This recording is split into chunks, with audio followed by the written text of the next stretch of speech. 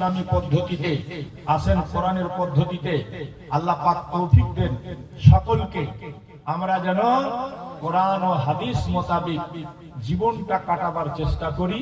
বেশি রং তামাশা করে দুনিয়াতে কিছু পাওয়া যাবে না। আসল জিনিসের উপরে খেয়াল করেন, কারণ রোজে কিয়ামত আমাকে আপনাকে অন্য কোনো প্রশ্ন করা হবে না। যে প্রশ্নটা করা হবে সেটা আল্লামা রুম বলছেন ফার্সি ভাষাতে, রোজে মাহশার জাগরাস বুয়াত আব্বালে পুরসিস নামাজ বুয়াত।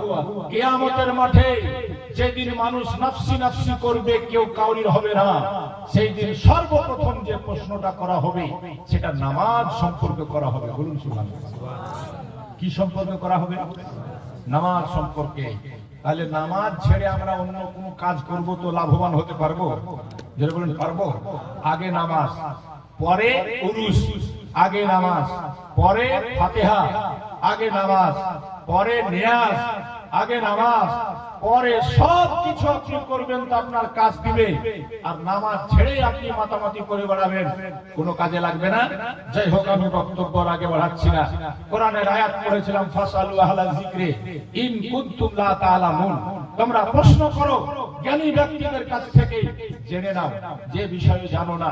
না জেনে বেশি বাড়াবাড়ি করতে যেও না, নচেত তুমি বাড়াবাড়ি করেই মরবা, লাস্ট অবধি শূন্য হাতে যাবা, কিচ্ছু পাবা না। এই জন্য জেনে করার চেষ্টা করো।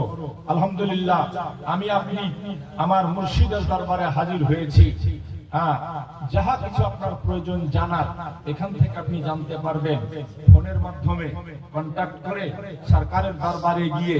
কারণ আমার আপনার মুর্শিদ আমার আপনার মতো আলিমকে তৈরি করেন মাশাআল্লাহ। এই দক্ষতা আল্লাহ পাক দান করেছেন, এই যোগ্যতা আল্লাহ পাক দিয়েছেন। আর একটা কথা জেনে রাখবেন, আলিম ছাড়া পীর হওয়ার জন্য আলিম হওয়ার শর্ত আছে। আলিম না হলে কেউ পীর হতেই পারে। আলিম না হলে কেউ পীর হতে, জানকার না হলে কেউ পীর হতে পারে না। আমার আপনার পীর যথেষ্ট জানকার, আমরা অনেক কিছু এখান থেকে জানতে পারবো।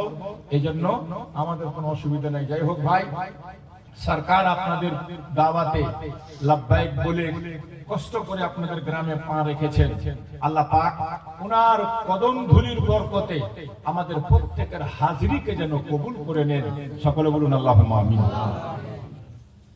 একটা কথা বলে, পিপলতলার মানুষ যখনই হুজুরের প্রোগ্রাম পাচ্ছেন, জান দিয়ে জীবন দিয়ে যুবক ছেলে থেকে বুড়া পর্যন্ত সব খুশি হচ্ছেন না নারাজ হচ্ছেন? খুশি না নারাজ? আচ্ছা, এত এত টাকা খরচ করে আপনারা প্রতি বছর যে জালসা করছেন, তাতে আজ অব্দি আপনাদের গ্রামের উন্নতি হয়েছে না ক্ষতি হয়েছে? যারা বলেন উন্নতি না ক্ষতি হয়েছে? ইনশাআল্লাহ কোনদিন ক্ষতি হবে না, উন্নতি হতেই থাকবে। কারণ আপনারা যেটা করছেন এটা নিজের নফসের জন্য নয়, নিজের জাতের জন্য নয়, নিজের ভবিষ্যতের জন্য করছেন, নিজের আখিরাতের জন্য করছেন। এজন্য মনোযোগ সহকারে এই প্রোগ্রামগুলোকে প্রতি বছর আপনারা মানাবেন। শরীয়তের বিধান বিধি অনুপাতে আল্লাহ পাক আপনাদেরকে তৌফিক দান করুন। আপনারা জানেন আপনাদের সহযোগিতায় যে প্রোগ্রামটা এখানে হয় সেটাও মিশন উন্নতি কল্পে হয়। এত বড় আপনাদের কুরবানি, এজন্য আমি আবারও আপনাদেরকে ধন্যবাদ জানাচ্ছি। এত বড় আপনারা কুরবানি দিয়ে থাকেন, আর আপনাদেরই মতো কিছু লোকের ভালোবাসা পেয়ে আজকে আমার আপনার সরকার আমাদেরকে যা দিচ্ছেন, আমরা যা ভবিষ্যতে পাবো সেটা কেউ কল্পনাও করতে পারে না। আর ব্রাদার, এই মিশনের জন্য সর্বপ্রথমের আগেও আমি আপনাদের সামনে বলেছি, বিভিন্ন জায়গাতে আমি বলেছি, মিটিং এ যারা গেছেন শুনেছেন, আমাদের হুজুর সর্বপ্রথম কিছোছা শরীফের মাটিতে নিজের কোটি কোটি টাকার জায়গা মিশনকে দান করে, তার উপরে আবার 4 তলা বিল্ডিং তৈরি করে খানকা রূপে সম্পূর্ণ আয় ইনকাম মিশনকে, জমি সহ বিল্ডিং সহ সব দিয়ে দিয়েছেন মিশনকে। বলুন সুবহানাল্লাহ। যারা বলুন সুবহানাল্লাহ। চাইলে নিজের ছেলে মেয়েদের জন্য ওখানে অনেক কিছু করতে পারতেন, কিছুই করেননি। বরং সেটা মিশনকে দান করে দিয়েছেন কোটি কোটি টাকার জায়গা। এই জন্য আল্লাহ পাকের মেহেরবানিতে মিশন দ্রুত গতিতে আগাচ্ছে, আপনাদের সহযোগিতায়, আপনাদের ভালোবাসায়। আপনারা দেখলেন, আপনারা শুনলেন, গত 31 তারিখে মিটিং হয়ে গেল। আগামী ফেব্রুয়ারি মাসের 3-4 তারিখে বাৎসরিক জলসা। আজকে আপনি দেখেন, দেখতে দেখতে কয়েকটা বছর কেটে গেল, 25টা বছর কেটে গেল। আশরাফুল আউলিয়া আমাদের মাঝ থেকে বিদায় নিয়ে চলে গেছেন। তবে যাহা বলে গেছেন সেটা অক্ষরে অক্ষরে আমরা দেখতে পাচ্ছি কিনা? জোরে বলে দেখতে পাচ্ছি কিনা? এই 26তম উৎসবে 26তম জালসা হবে এবার। সুবহানাল্লাহ। আপনারা নিজে অনুভব করছেন, দেখছেন ছিল কি আর হলো কি।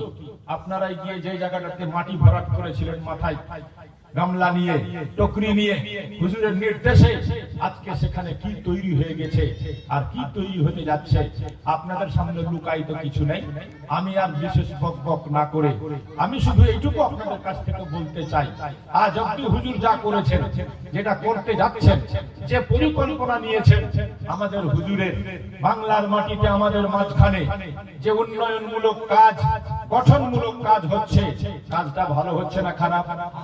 জোরে বলেন, ভালো না খারাপ? এই কাজটাকে আরো আগে বাড়াতে হবে কি হবে না? তাহলে আমি দেখব অত্র এলাকার মধ্যে আল্লাহর মাহবুব বান্দা হুজুর আশরাফুল আউলিয়ার চাহনেওয়ালা, হুজুর তাজুল আউলিয়ার দিওয়ানা, মাকদুম আশরাফ মিশনকে বুঝে গেছেন মন থেকে।